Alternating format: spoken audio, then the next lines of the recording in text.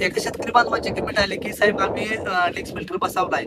पण त्या ठिकाणी काय होतंय पाणी जे आहे ते लिकेज होतं. मग आता काय होतं, डिक्स फिल्टर तुम्ही बसवता तर त्यावेळेस अशा पद्धतीचं जे काही इक्विपमेंट आहे त्याचं साईडला येतं आणि अशा पद्धतीची ओरिंग जी आहे, ही अशा पद्धतीची येते.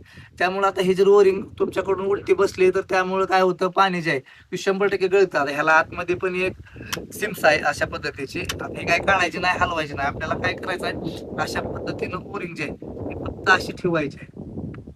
अशा पद्धतीने ठेवली का डायरेक्टली अशा पद्धतीनं आपला जे काय जो काय फ्लॅंज आहे तो वरती येतो. ज्यावेळेस आपल्याला आता ह्याच्यावरती एक आपण टाळी टाकून आपण तेलपीस टाकून अशा पद्धतीनं जे काय नट बोल्ट आहे ते फिक्स करू शकतो. ह्यामुळं काय होतं, ह्या ओरिंगमुळे एका तर आपण ज्या वेळेस नट बोल्ट टाईट करतो त्यावेळेस ते ओरिंगला ताण बसल्यामुळे त्यातून पाणी अजिबात गळत नाही. आणि जर मग ही जर ओरिंग तुमची जर अशी उलटी बसवली तर ह्याला कुठं काय हीच गावत नाही, म्हणजे नेटच गावत नाही थोडक्यात. त्यामुळे बसवताना काळजीपूर्वक करा, जेणेकरून तुम्हाला भविष्यात त्रास होणार नाही. आणि जर उलटी बसवली तर ह्याचा काहीच उपयोग होणार नाही. मग 100% तुमचं पाणी ह्याच्यातून गळणार म्हणजे गळणारच.